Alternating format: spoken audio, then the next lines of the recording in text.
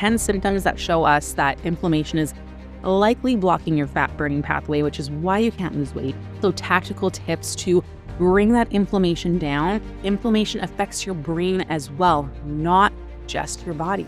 The type of inflammation that blocks fat loss is low grade, chronic, and quiet, and can go undetected for so long as we focus a lot on bringing down inflammation, and we start seeing fat loss change without ever having to drop calories. The scale drops. Hello, everyone, and welcome back to the latest episode of the Metabolism and Menopause podcast. My name is Stephanie, and I'm your host and CEO of Vitality OET. We are a women's nutrition, health, and fitness coaching company that focuses predominantly on women's hormones, particularly as they start going through perimenopause and onwards. We know that so many women struggle with symptoms in this time of their life, whether it's the hot flashes, night sweats, irritability, brain fog, or weight gain around the middle that seems to come out of absolutely nowhere despite you not changing anything. So you go back to those tried and true methods of cutting calories, cutting carbs, doing a bunch of cardio, yet it feels like nothing is working.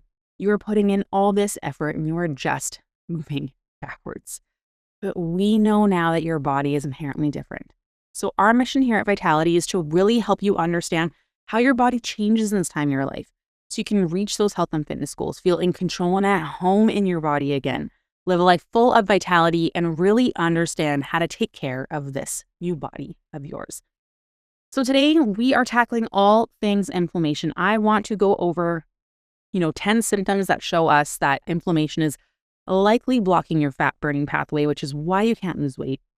We are going to talk about why those symptoms show up so much more in perimenopause, menopause, the years that follow than ever before, and how it prevents fat loss, and then also tactical tips to bring that inflammation down so that your body can start responding again. Because when we do this, and it is one of the first things we do with women when they join our coaching program, is we focus a lot on bringing down inflammation, and we start seeing fat loss change without ever having to drop calories. The scale drops.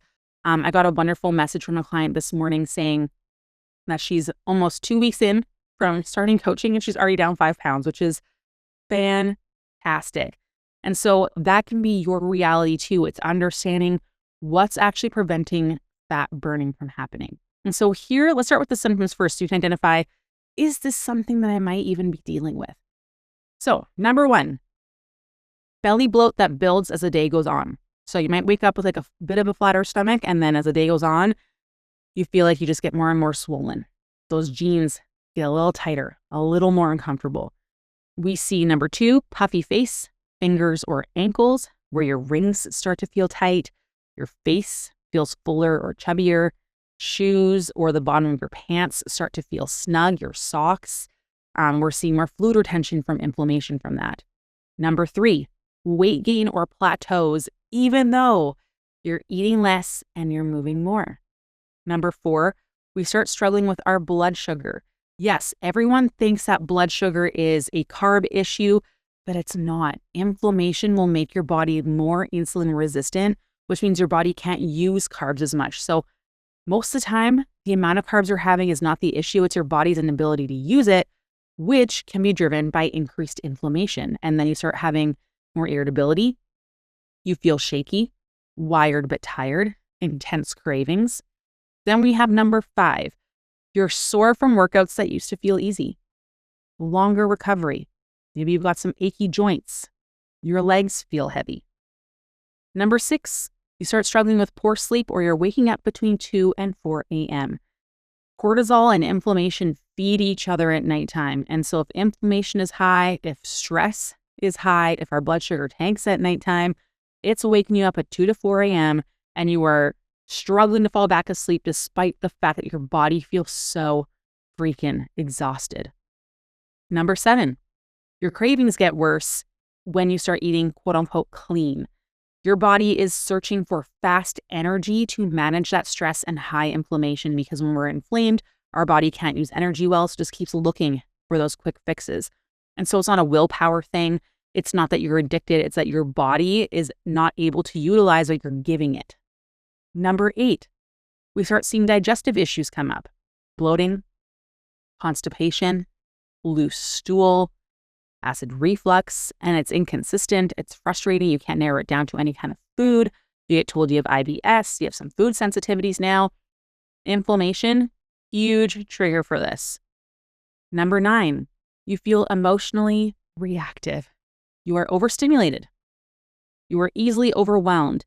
When my cat starts licking her paws, I will throw a slipper at her. Not at her, just close to her, so that she stops and she moves. Because it's just too much. Or you're trying to fall asleep and your partner's breathing is just like a little too much. And you're just like, I won't do it because Jesus wouldn't do it. But man, would I love to smother you with a pillow right now. Right? Maybe you are easily overwhelmed, where the slightest inconvenience starts feeling personal, like a personal attack. You are snappy. Maybe you're more tearful than usual. This is because inflammation affects your brain as well, not just your body.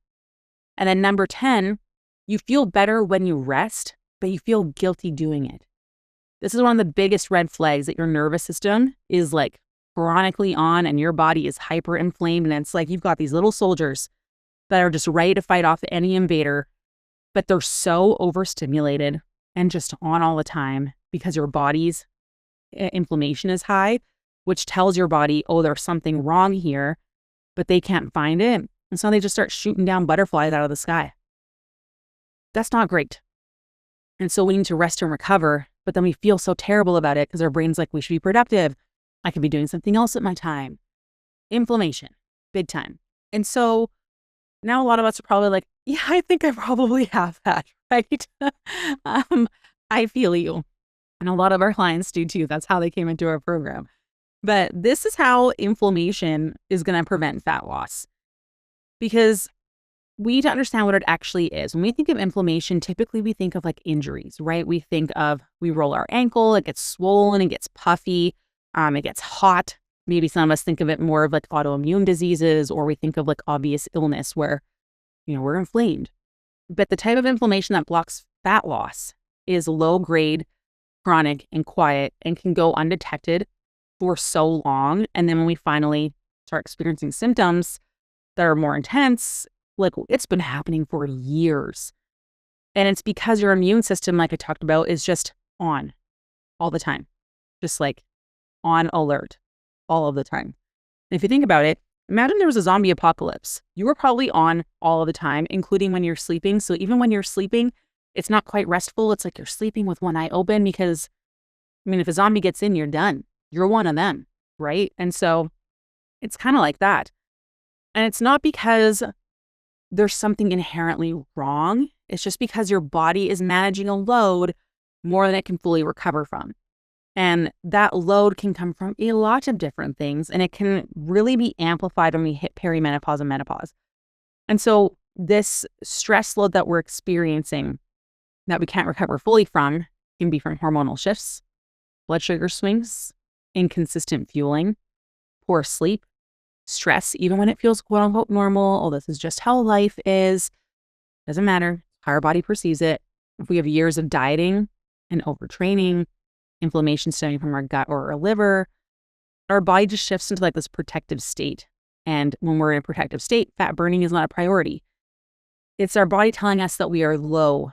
We cannot meet demand. Even though psychologically we might be like, I can handle it.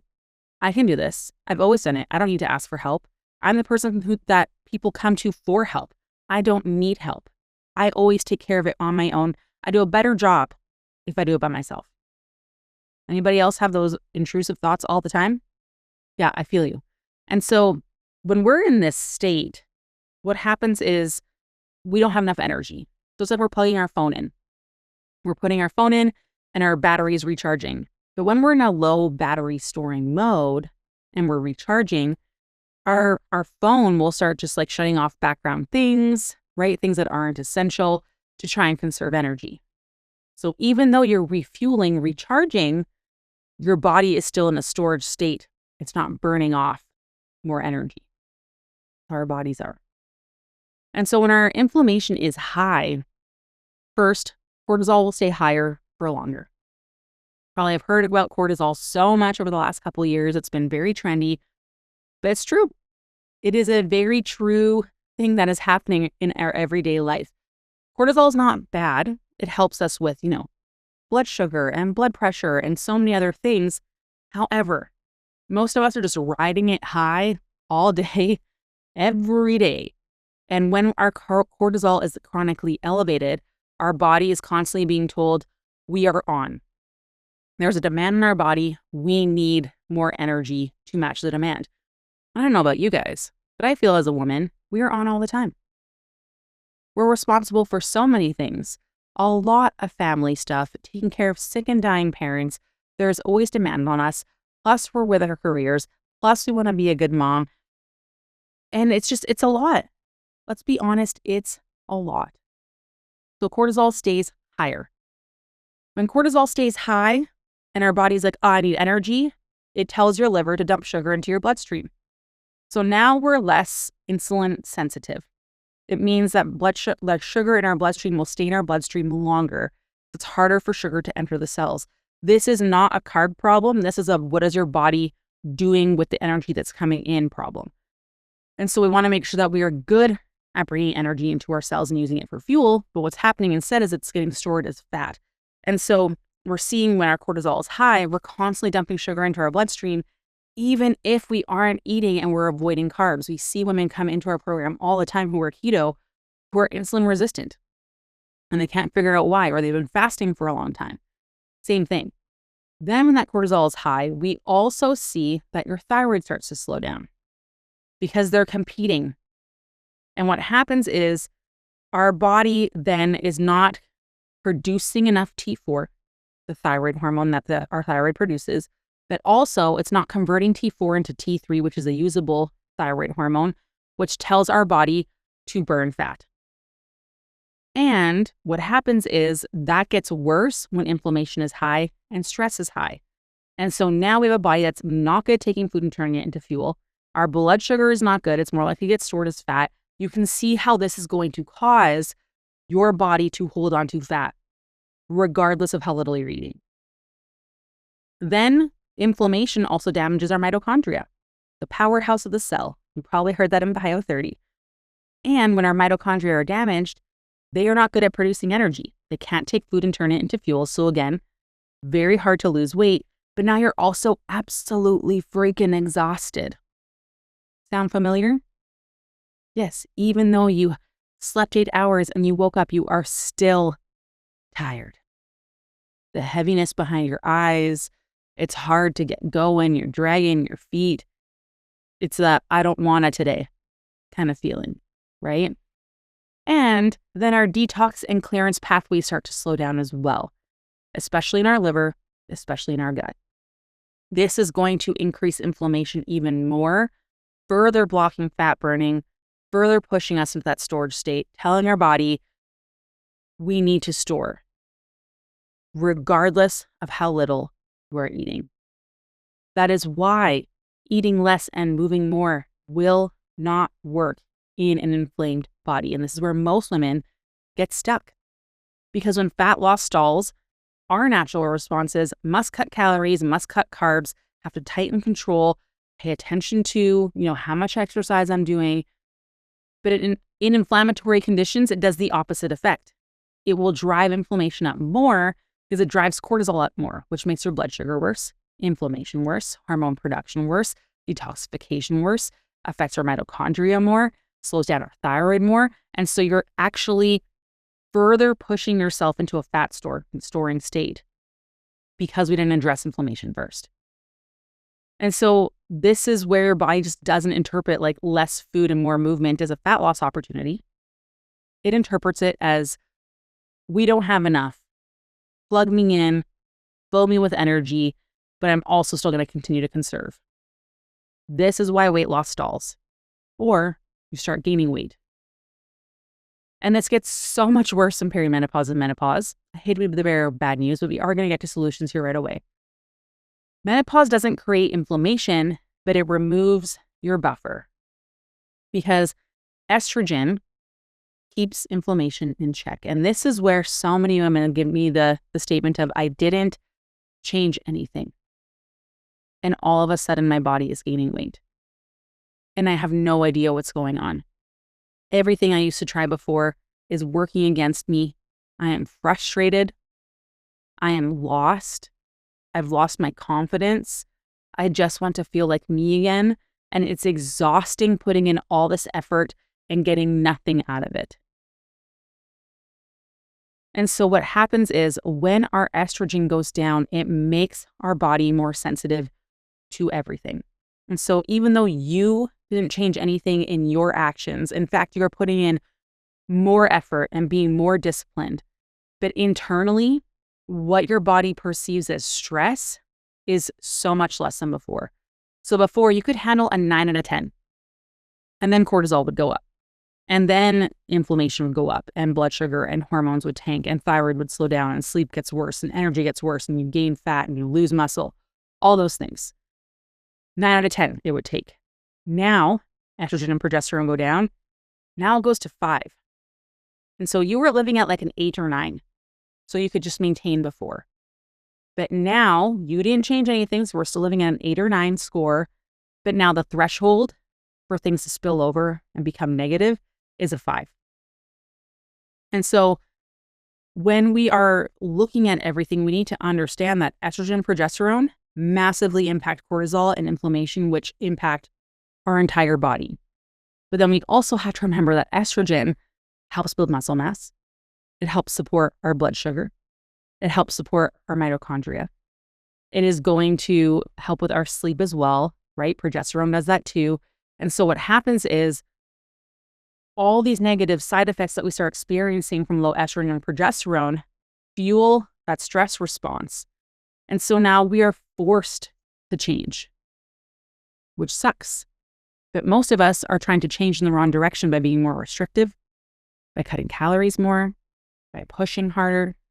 As we're told, struggle and work hard, that's what's going to get you to where you need to be. And now the opposite is true. Do we still need to go work out? Yes. Does it need to be as long? No. We can actually spend less time in the gym and get better results. Do I have to be more intense with my calorie deficit? No. Most people respond without even having to go into a calorie deficit, which is fantastic. And so this is where we need to really understand what is happening in your body, but also acknowledge how much is changing in your life. We think it's just normal. But in this time of our life, we're dealing with, teenagers or young kids, or maybe we're becoming empty nesters. Our parents are aging. Maybe we're dealing with having to take care of them now, or, grieving their their death, right? Maybe you've got different career pressures. Maybe there's divorce, financial strain. We are seeing relationship shifts. We don't know who we are because what we do has changed. We were so tied to what we used to do. That's a huge stress on our body, you guys. You don't realize how much you are actually taking on and how much things have changed. And so your body isn't just juggling with more inputs and fewer hormonal buffers, it's also juggling a lot of change. And so this is where your system doesn't just respond to foods and workouts, calories in, calories out. It responds to total load on your body. And this is where we need to really hone in on that. Other things to note too is that, muscle mass is harder to maintain when estrogen goes down. Inflammation will actually prevent you from being able to put on muscle too. And so we need to make sure that we are addressing inflammation there.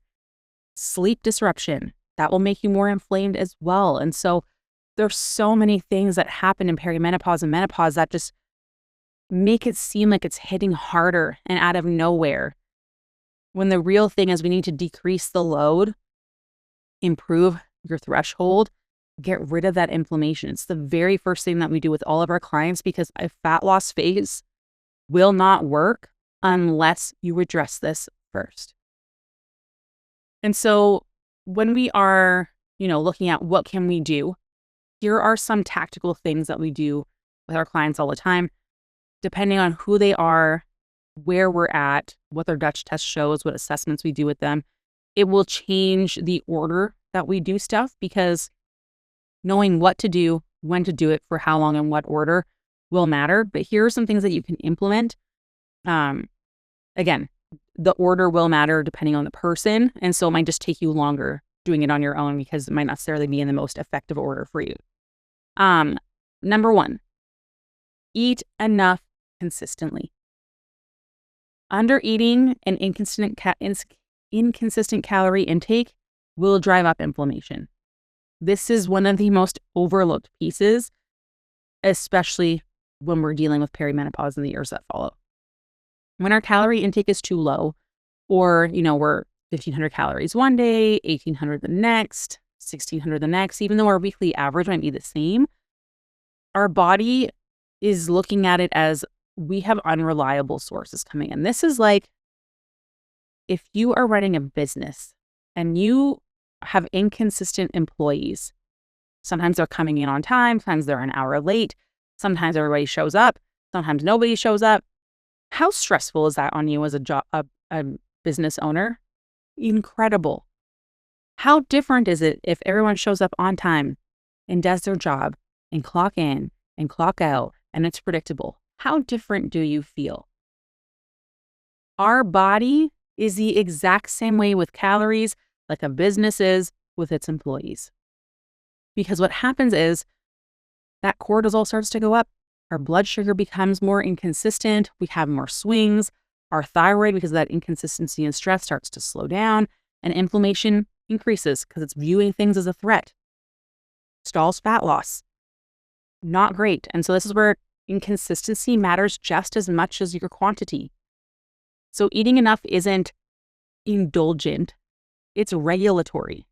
And this is where that consistency tells your body, oh, we have enough energy coming in. We don't need to hold on to every calorie for dear life. We can start burning fat without ever having to drop your calories. Amazing. Then we also want to look at stabilizing your blood sugars, because if our blood sugars are erratic, inflammation goes through the roof. It is one of the fastest ways to drive inflammation up. Inflammation also affects blood sugar, so they go hand in hand. So we got to address them together. Every sharp rise in blood sugar is going to result in a crash afterwards. When your blood sugar crashes, your cortisol goes up, your liver dumps sugar into your bloodstream, inflammation goes up. You're going to have those cravings, more water retention. Does that sound like success for fat loss? No, not at all. And this gets worse in perimenopause. And I'm going to sneeze. I'm a one-take Tina. I don't really clip things out. So there you go. Authentic as it is. So we know your blood sugar stability is going to get worse during perimenopause and menopause because estrogen helps regulate your blood sugar and support moving it into muscle cells to help build and maintain muscle mass. So when estrogen fluctuates, our blood sugar becomes more reactive as well, even if you're quote unquote eating healthy.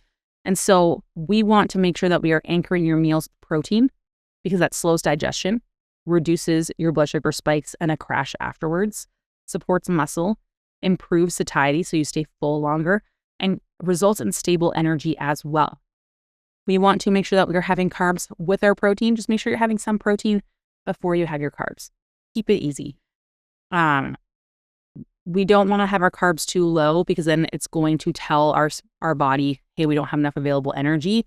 And then we end up with the full liver dumping sugar into your bloodstream, the blood sugar crash, the cortisol and inflammation goes up, and all the negatives that we've been talking about today. And so that's the second thing we need to work on. Number 3 is we train to recover, not to punish. Recovery capacity matters a lot in perimenopause and menopause. Exercise is a stressor. It's a good one, don't get me wrong, but only when your body can recover from it. And as our hormones change, our recovery capacity changes with it. Because if training intensity is going to exceed recoverability, we see inflammation accumulate, cortisol stays elevated, soreness lingers, sleep gets worse, fluid retention increases, so the scale goes up, and fat loss stalls. And this is where, we've had some women come into our program recently and we actually talked about it on a group call, which was awesome.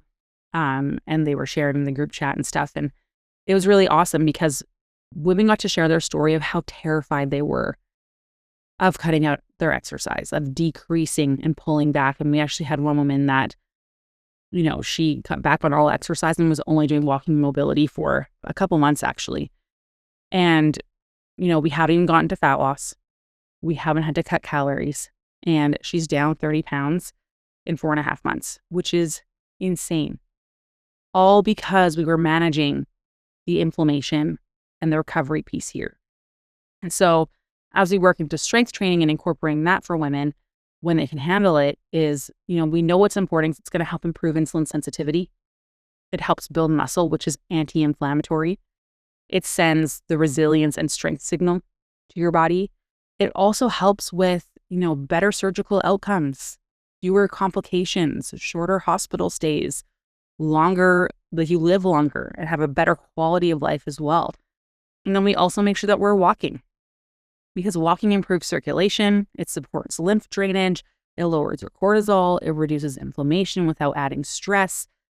When we're seeing a lot of women come in doing like excessive HIIT or cardio, especially if they're already struggling with sleep and they're not fueling appropriately, it becomes so inflammatory for you. And so can those things be helpful?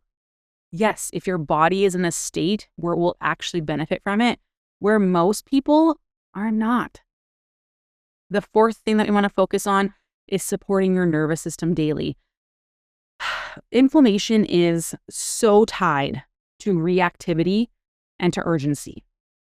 Our nervous system, when we're in that state, is constantly scanning for threats all of the time. When it perceives urgency from deadlines, from pressure, from constant decision-making, from self-monitoring, it stays on. And that keeps your cortisol elevated. It suppresses your recovery, increases inflammation, slows down digestion, so your bloating gets worse, which makes inflammation worse. It makes your sleep worse, which makes your blood sugar worse.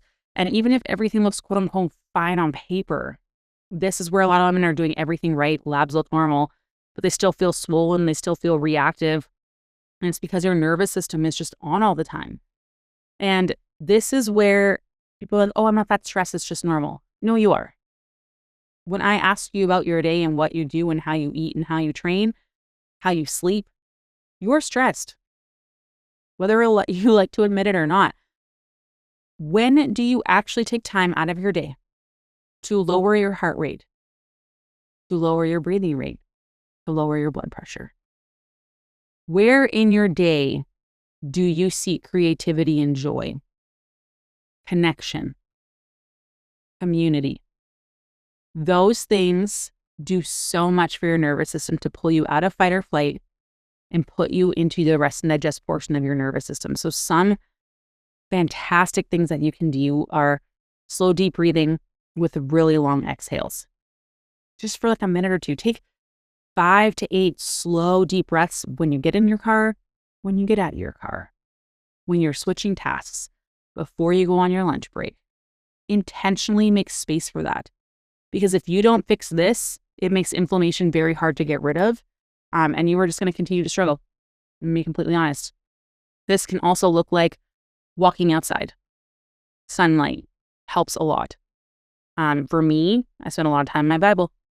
I do devotionals. I pray. Spending time with God. It helps me a lot. For some people, it might look like journaling. Gratitude. Maybe it is knitting, crocheting, doing a paint by numbers, a coloring book. That was my mom's favorite. Creativity calms your nervous system. It signals safety to your body. And when there is safety, inflammation can come down. The next thing is improving sleep. You guys probably are so sick of hearing people talk about sleep, but sleep is very anti-inflammatory. When we get enough quality sleep, our cortisol comes down. Inflammation comes down. Tissues can repair. We can build muscle mass. Our blood sugar control improves. Our hunger hormones recalibrate. Just even one night of poor night's sleep results in you being more insulin resistant by up to 25% the following day, regardless of what you eat, and increases inflammatory markers the next day as well. And in perimenopause, we know that so many women struggle with sleep. And so when we're looking at improving sleep, we want to be going to bed around the same time every night. We want to make sure we're eating enough food. If you're not, your sleep is going to suffer. We want to make sure that we have a calming bedtime routine. It doesn't have to be this super long, elaborate thing like you see on Instagram. That stuff drives me crazy. It could just be slow, deep breathing for 3 to 5 minutes, doing gratitude journaling. I do it every night. I have a 5-year journal that I am writing in every single night, talking about my day, and then always making sure to end in gratitude, even if it was a tough day, things that I am grateful for. Doing my prayer time. Those things all help me a ton before bed. But having a bedtime snack, actually, with carb and protein or fat helps decrease cortisol, which allows melatonin, your sleepy hormone, to come up. And it keeps your blood sugar stable throughout the night so that you sleep better. You're not waking up at 2 to 4 a.m. This can look like popcorn and a piece of cheese, oatmeal with a little bit of protein powder. You could do yogurt with a tiny bit of granola, whole grain toast with some natural peanut butter. You could do so many things. There's so many options that you can have. Those little protein ball bites, those are great too. Meat, cheese, and crackers. Toss some pickles in there for salt, because I'm a big pickle gal. Love it. Those all help. And reducing alcohol before bed, because you might think it helps you fall asleep, but actually reduces your quality of sleep. Number 6 is we want to reduce hidden inflammatory drivers, things that people don't think about, because it's not just driven by junk food. We can see it driven up by alcohol. We can see it driven up by protein bars and highly processed, quote unquote, health foods. So the low carb breads, like those tortillas that have like 15 grams of fiber in them. Terrible. Terrible. They are fake fibers. They do that just so they can lower the calorie count, because they will minus the calories from fiber on the total calorie count, but you can still absorb the calories from those fibers. So they do it to try and make it a low carb wrap. I wish they couldn't do that. I hate that on labels. It's just a gross trick that people use for marketing, and I don't like it. But lots of like protein bars and stuff, there's tons of fake fibers, lots of sugar, alcohols, tons of preservatives. They can drive up inflammation in people all the time. When we remove those, people feel so much better. Other things that cause more inflammation is skipping meals, going too long between meals, chronic fasting, constantly dieting, doing multiple diet attempts in a year, because we know it's going to result in blood sugar swings, more inflammation, nutrient gaps. It just stresses out your body. It's harder for your body to break some of that stuff down. And it doesn't mean we have to reduce stuff. It just means eat real food. Have 2 to 3 fruits a day. Have 3 to 5 veggies a day. Have some protein. And that might seem unattainable. So just start with 1 fruit a day. Every day at lunch, I'm going to have a piece of fruit. Awesome. Start there. They're packed with antioxidants, polyphenols. Amazing. Start there. It doesn't have to be these extreme things. Just slowly add stuff in. And then also we want to make sure we're supporting detox and drainage, because inflammation can't clear out if things are really like clogged up. And so it needs to not only be reduced, we also need to make sure, the bathtub is draining. If you think of your body like a bathtub, and the bathtub is overflowing with inflammation, but the drain is clogged and the faucet is on. Okay, so how do we stop water from coming out? We would turn off the faucet, but then we still have all this inflammation just sitting there, even if we turn the faucet down quite a bit. It'd be very productive to unclog the drain. That makes it a lot easier to get rid of. And so in order to get rid of inflammation, we need to support our liver, our gut, our kidneys, and our lymphatic system. Otherwise, things just recirculate. Inflammation starts breeding. Toxins continue to recirculate. Our body wants to, protect ourselves from toxins. Those toxins get stored in fat cells. Those fat cells structure change. They're harder to break down, which we're already struggling to break down fat cells. So we don't want to make that worse. And so how can we do this? Number 1, hydration. We are a dehydrated bunch. If we are dehydrated, inflammation just accumulates, because our kidneys basically are told to not release urine as much. And so things just recirculate and we can't get rid of it. So enough hydration, adding lemon to your water. Sorry, I'm a little bit sick. Adding lemon to your water can help a ton to help support your liver. Dandelion tea is also really great as well. You want to make sure you're getting enough adequate minerals, so making sure you're getting enough potassium to counteract sodium. So add foods high in potassium. Make sure you're getting enough fiber from food, not from protein bars, not from these like crazy high fiber wraps, from real food. Have your veggies, have your fruit, have whole grains. Just eat regular food. Make sure we're moving throughout the day because that helps support lymph flow to help drain everything out of our body. Reduce alcohol, reduce your toxin load, increase the number of cruciferous veggies you're having. So this can look like your broccoli. This can look like your cauliflower, your Brussels sprouts. Asparagus is great. All that kind of stuff. Cucumber is actually really great too. So that's another thing you can add to your diet. And so what does progress actually look like when we start improving our inflammation? Before the scale moves, you'll notice less bloating, less puffiness. Clothes will fit different, a little bit more muscle definition, better digestion, energy is more stable.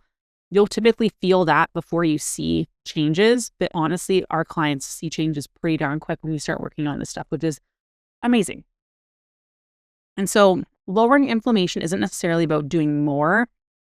It's about sending the right signals to your body so it's not on all the time. You don't have those little soldiers in your body just on high alert shooting at everything in the sky. So we are sending better signals, reducing that stress load, improving your recovery, and just giving your body what it needs so it's not fighting you all the time. And so when inflammation comes down, that fat burning pathway starts opening up.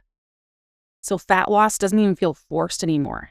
It almost becomes a natural byproduct because you're not fighting against your body tooth and nail anymore. And again, in perimenopause and menopause, it's a lot easier to see this inflammation drive up where it feels like you've changed nothing at all and things just got so much harder. What is hard now isn't restricting. What's hard now isn't pushing and adding all these things.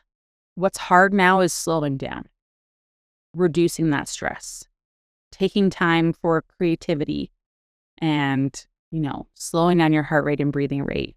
What's hard is, planning food a little bit more, like having those whole foods.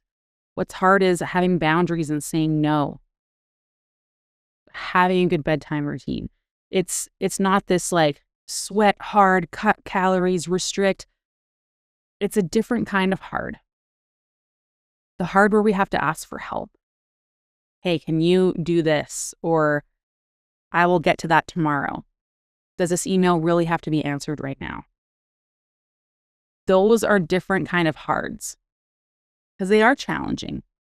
But those are the ones that are going to bring you peace, that are going to lower your inflammation, make fat loss possible, and help you feel like you again. So that you're not constantly having to give your family the overstimulated, overwhelmed, exhausted version of you, and then you're left with nothing. If we can address the inflammation piece, everything starts to fall into place. If you think this sounds like something that you are struggling with and you have no idea how much you should be eating, what's causing your inflammation, what things are going on, just book a consultation call. We have on those calls are completely free. And what we do is assess, where are you right now? What are the biggest factors preventing you from being able to lose weight? Where do you want to be? And then give you guidelines in order to be able to achieve that. No sales pitch, nothing. It is just to help you get to where you want to be, because I am tired of seeing women suffer from eat less, move more, and getting nowhere and causing more harm to their bodies. I love you so, so much, and I will talk to you soon. Bye.